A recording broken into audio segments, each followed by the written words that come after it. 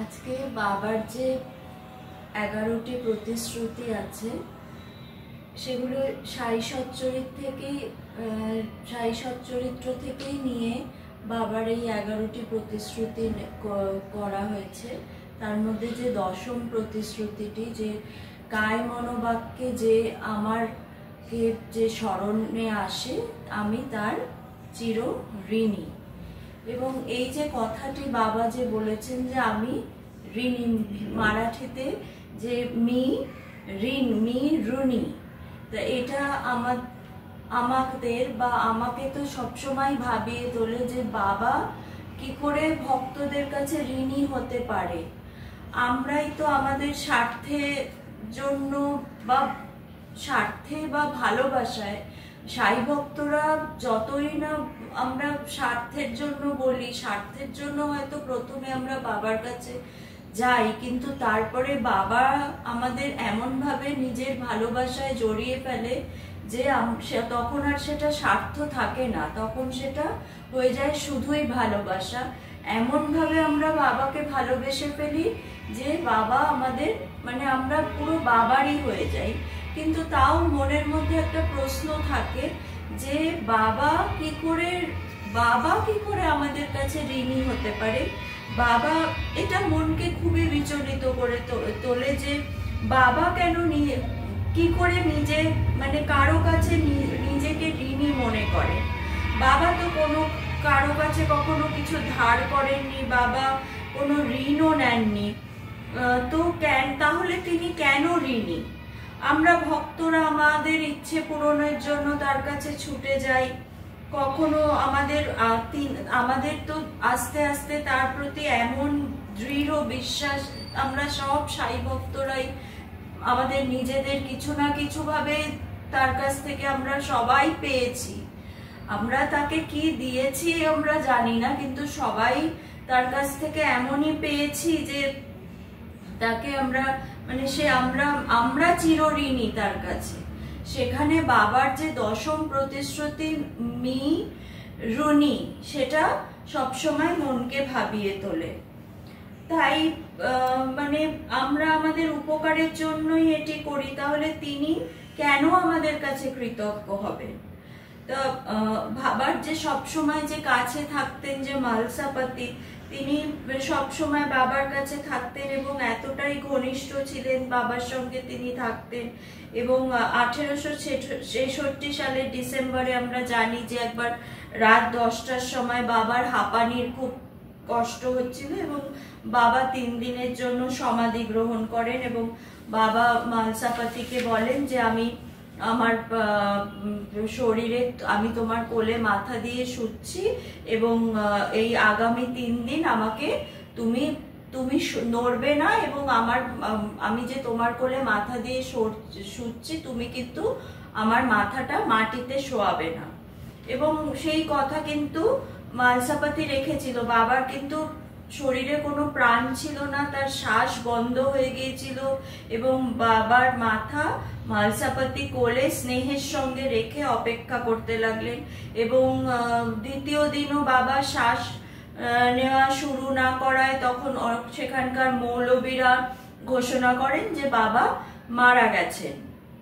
এবং তৃতীয় দিনের মধ্যে পরিস্থিতি কিন্তু হাতের বাইরে চলে যায় এবং মুসলিম এবং হিন্দুরা তখন কিন্তু লড়াই শুরু করে দিয়েছে এবং উভয় পক্ষেই বলতে থাকে যে হিন্দুরা বলেন যে দরগা নির্মাণ করা হবে, হিন্দুরা তাদের নীতিতে বাবাকে দাহ করবার চেষ্টা চালাতে লাগলো। এমনকি শ্যামাও কিন্তু মালসাপতিকে বলে যে ভগত, বাবা কিন্তু চলে গেছেন, তার দেহ মাটিতে শুইয়ে দাও। এবার মালসাপতি কিন্তু শান্ত স্বরে বলেন যে আমি দেখব বাবা কিভাবে আমাদের ছেড়ে চলে যেতে পারে। হিন্দু ও মুসলমানদের মধ্যে বিবাদ যখন চরমে পৌঁছায় তখন কিন্তু কোপারগাঁওর আদালত অব্দি সেটা চলে যায় এবং সেখান থেকে লোক আসে। ঠিক তখন 3 দিন যখন হয়ে যায় তখন বাবার নিঃশ্বাস নিতে শুরু করেন এবং তার শরীরে সমস্ত জীবনের লক্ষণ দেখা যায় এবং বাবা চোখ খুলে বলেন যে তোমরা কারা আমার দেহ দাবি করার, এবং আমি যেমন নিজে এসেছি এবং আমি আমার মৃত্যুর দিনও আমি নির্ধারণ করব। এবং এটা মনে রাখা খুব গুরুত্বপূর্ণ যে মালসাপতি কিন্তু বাবার কথা মেনে চলেছিলেন, এবং তার এই যে এত ঝামেলা হয়, এত তাকে মানে মানে বলতে গেলে প্রেশারাইজ করা হয় যে বাবা মারা গেছেন, এবার তার শবদাহটি দিয়ে দাও, তিনি কিন্তু বাবার কথার অমান্য করেনি। তিনি মৌলবী বা হিন্দু ভক্তদের চাপের কাছে কিন্তু নতি স্বীকার করেননি। তিনি নিজের আরাম আয়েশের কথাও ভাবেননি। ওইভাবে আপনারা মানে আমরা কি চিন্তা করতে পারি যে 3 দিন একভাবে বসে থাকা, যে একটা নড়াচড়াও করেননি, তিনি কিছু খাননি, কোনো কিছু পান করেননি, এইভাবে তিনি বসেছিলেন। এবং কতটা মহান ভক্ত হলে তিনি কিন্তু কোনো হঠযোগও করেননি। এবং এর সম্ভাব্য ব্যাখ্যা এটা হতে পারে যে বাবা তার মধ্যে কিছু তার শক্তি হয়তো কিছু স্থানান্তরিত করেছিলেন। এই যে মালসাপতি যে এই যে বাবাকে এইভাবে 3 দিন রেখে দিয়েছিলেন, তো এটাই হলো বাবা যে সবসময় বাবা 19তম অধ্যায়ে নিজেই রাধাবাই দেশমুখকে যে শিক্ষা, রাধাবাই দেশমুখ তো বাবার কাছে কিছু চেয়েছিলেন যে বাবা তাকে কিছু উপদেশ বা মন্ত্র দীক্ষা দিক। তা বাবা তাকে কি শিক্ষা দিয়েছিলেন, যে আমার 2টি শিক্ষা, যে শ্রদ্ধা এবং সবুরি, এটি বাবার মূল মন্ত্র ছিল। তা সেটা আমরা মালসাপতির কাছ থেকে এটাই আমরা শিখেছিলাম, যে শ্রদ্ধা এবং সবুরি, তিনি যেভাবে বাবার দেহ, বাবার কথা শুনে বাবার যে কথার থেকে তিনি টলেননি, সেগুলোই আমাদের কাছে কিন্তু এক একটি শিক্ষার বিষয়।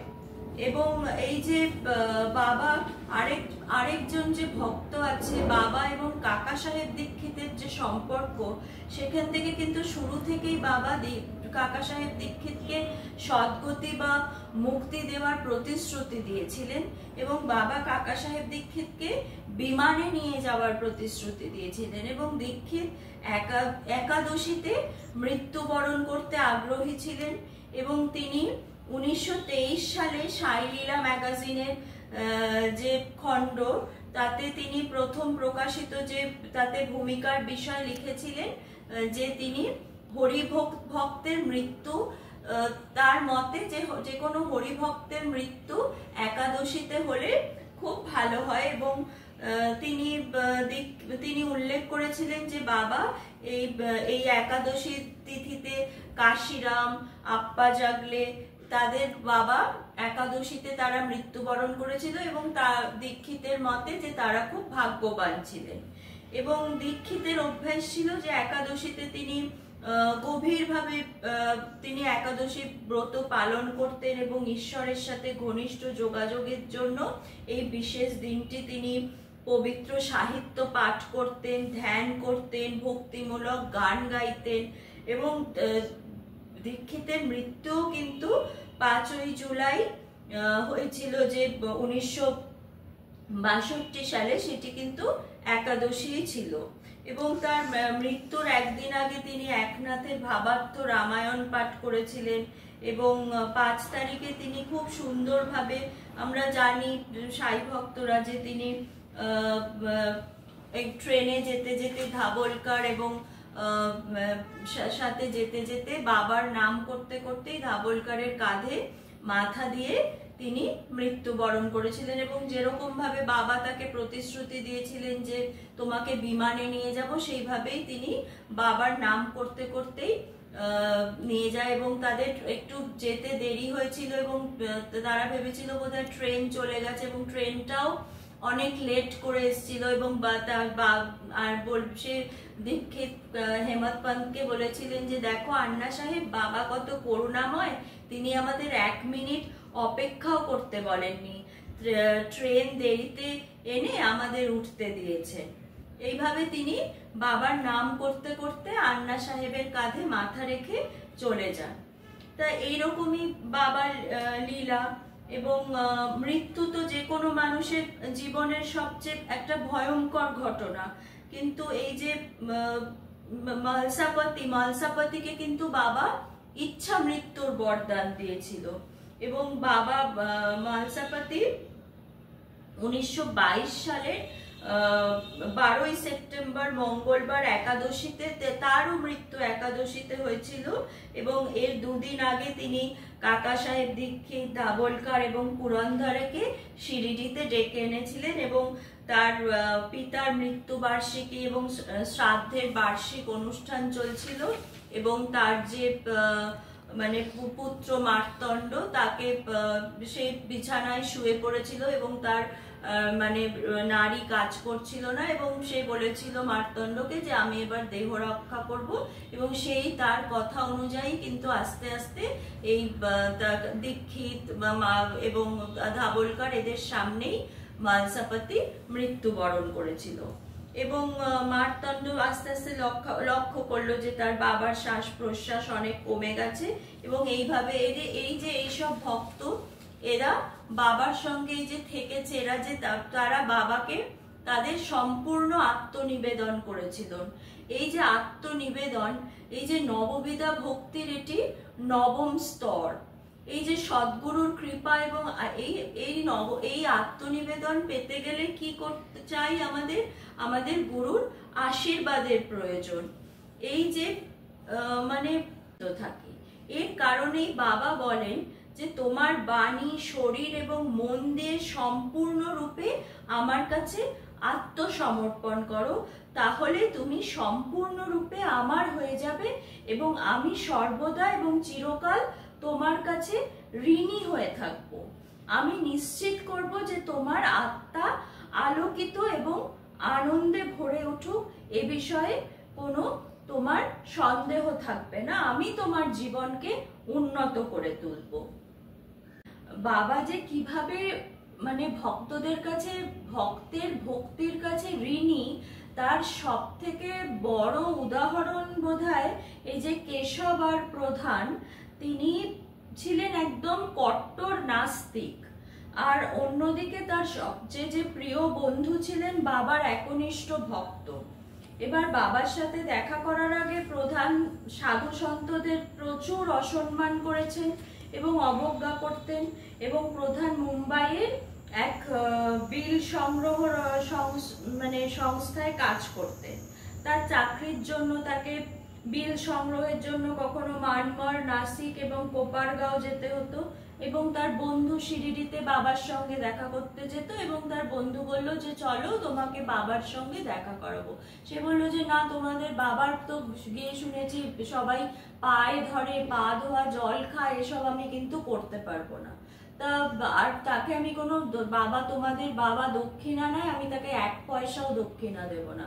তার বন্ধু বলল ঠিক আছে, তোমাকে কিচ্ছু করতে হবে না, তুমি চলো তো আমার সঙ্গে। তা সেই কথায় রাজি হয়ে সে বাবার সঙ্গে দেখা করতে গেল।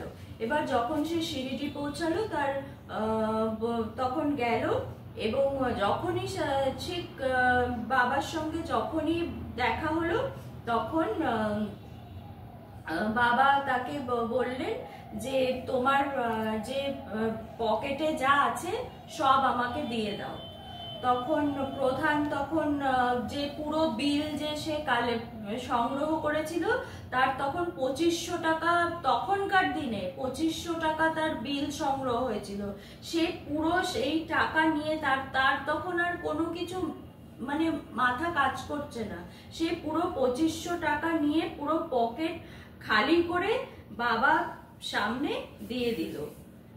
এবং সে যে কোপারগাঁওয়ে ফিরে যাবে সেই টাকাও তার নেই।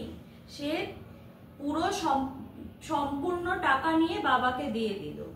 এবং কিভাবে যে সে কোপারগাঁও অব্দে পৌঁছালো সেটাও মানে এক লীলা, যে সে কোপারগাঁওয়ে সুসজ্জিত একজন ভদ্রলোক এসে ঘোড়ার গাড়ি করে তাকে সেখানে পৌঁছে দিল। এবং এবার প্রধান তো ধনী ছিলেন না, এবার তিনি ভয়ের চোটে অফিসও যাচ্ছে না যে ওই টাকা তিনি কিভাবে দেবেন। সেবারে তার যে কার্যালয় থেকে তার যে বস তাকে কি জানালো, যে তুমি দ্বিগুণ, তুমি এত টাকা সংগ্রহ করেছো, তোমার সাফল্যের জন্য তাকে প্রশংসা জানালো। এবং মানে তিনি তো অবাক যে এই মানে এটা কি ঐশ্বরিক খেলা তার সঙ্গে হলো। এবং যে তিনি একজনের কাছ থেকে মানে সে অবাক যে আমি তো কোনো টাকা তো পুরো সব সে বাবাকে দিয়ে দিয়েছে, তাহলে তার দ্বিগুণ টাকা সেই অফিসে চলে এসছে এবং এমন টাকা অফিসে দেয়া হয়েছে, দ্বিগুণ টাকা অফিসে চলে এসেছে। এবং বাবার প্রতি প্রধানের বিশ্বাস তখন অটল হয়ে ওঠে এবং যত দিন গড়িয়েছে প্রধানের আর্থিক অবস্থা মানে ভালো উন্নতি হতে লাগলো, তার মানসিক শান্তি ফিরে এলো। তিনি ঘন ঘন শিরিডি যেতে থাকলেন এবং সে যতবার শিরিডি যেত সে বাবাকে খালি অনুরোধ করত যে আপনি একবার বিভুপুরীতে আসুন। এবার সবাই তো শিরিডি যায়, বাবাকে প্রণাম করে চলে আসে, কিন্তু প্রধান কি করত, যখনই যেত সে বাবাকে বলতো আপনি বিভুপুরীতে আসুন। এটাই ছিল। এবার বাবা বলতো হ্যাঁ আমি আসবো। এবার প্রধান অত্যন্ত একগুঁয়ে এবং অনড়, এবং পরবর্তী প্রতিটি সফরে বাবার কাছে গিয়ে সে শুধু বলতো কই আপনি তো আসছেন না। এবার বাবা কি করলো, তার মানে তার জেদে অত্যন্ত বিরক্তি হয়ে বাবার একটি ছবি তাকে দিল, একটি তার এরকম ছবি তাকে দিয়ে বললো এই যে নাও, এটি তুমি নাও, ওখানে একটা মন্দির বানিয়ে রাখো, তুমি আর কিন্তু শিরিডি আসবে না, তো এইটাই রাখো, আর তুমি শিরিডি আসবে না। এবার মূর্তিটি তো প্রধান নিয়ে গেল এবং ভাবলো যে বাবা তো মজা করছে। এবার প্রধান এরপর বাবা সেখানে একটা সে বিভুপুরীতে সেখানে একটা ছোট মন্দির বানিয়ে সেটা রাখলো। এবার আবার শিরিডিতে গেলেন এবং যেই না বাবার ওখানে গেছে, এবার বাবা তাকে বললেন যে আমি তো তোমার বাড়িতে আছি, আবার তুমি এখানে এসছো কেন, তুমি আর এখানে আসবে না, বলে তাকে পাঠিয়ে দিল। এবার ওখানেই তুমি সব উৎসব করো, এখানে আর তোমার আর আসার কোনো প্রয়োজন নেই। এইভাবে প্রধানের কিন্তু শিরিডি আসা বন্ধ হয়ে গেল। এবার সে বাড়ির পাশে একটা মন্দির নির্মাণ করেছে। একদিন কি হলো, মাঝরাতে যে দেখলো যে মন্দিরে দরজা খোলার আওয়াজ পেল এবং তিনি দেখলেন, তাতে সে মানে অবাক হয়ে গেল। সে দেখলো যে বাবা দরজা খুলে মন্দিরে প্রবেশ করছে এবং পিছনে দরজা বন্ধ করে দিলেন। তারপর প্রধান ভোর 3টের সময় দেখলো যে বাবা ভোর 3টে মন্দির থেকে বেরিয়ে যাচ্ছে এবং তার সমস্ত বন্ধু বান্ধব এবং আত্মীয়দের কাছে এই ঘটনাটার বর্ণনা করলেন।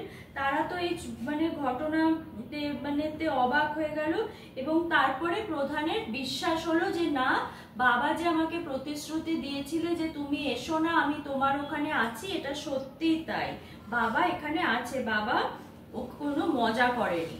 এরপর সে মানে সুন্দরভাবে ওখানে থাকতো এবং ওখানে ওই মন্দিরে বাবাকে যা বলতো যে বাবা তুমি যে এখানে এসছো, এখানে তো একটা সুন্দর ফুলের বাগান হলে ভালো হয়, বলে সে সব ফুলের গাছ লাগালো এবং একটা খুব সুন্দর ফুলের বাগান হলো। তার দূর থেকে জল আনতে হতো বাবাকে, সে বললো যে বাবা এখানে তাহলে আমি একটা জলের ব্যবস্থা করি, একটা কুয়ো বা হলো, এবং যা সে বলতো সেটি সেই মন্দিরের সামনে হয়ে গেল। এবং বাবা নিশ্চিন্ত করলেন যে তিনি প্রতিদিন কমপক্ষে একটা বিশাল পাত্রে মানে সে জলের ব্যবস্থা সবকিছু হয়ে গেল। বাবা তার সামনে উপস্থিত হয়ে তাকে আশ্বস্ত করতেন এবং এই লীলা তার ভক্তদের প্রতি তার বাবার যে ঋণের আভাস দেয়। এবারে এটাই আমরা বিশ্বাস করব যে বাবার কৃপা এবং নিঃস্বার্থ যে সেবা এবং ভালোবাসা এবং ভক্তির মাধ্যমে আমরা সেই স্তরে পৌঁছাতে যদি পারি, সেখানেই কিন্তু বাবা আমাদের কাছে ঋণী হয়ে থাকবে। যেমন মলসাপতি, কাকা সাহেব দীক্ষিত, এদের কাছে বাবা ঋণী ছিলেন এবং এই যে প্রধান বাবাকে এমন ভালোবাসার ঋণে জড়িয়ে ফেলেছিলেন যে বাবা শিরিডি ছেড়ে তার বাড়িতে পর্যন্ত চলে এসেছিলেন। এবং তাহলেই কিন্তু আমরা আধ্যাত্মিকতার পথে এগিয়ে যেতে পারবো।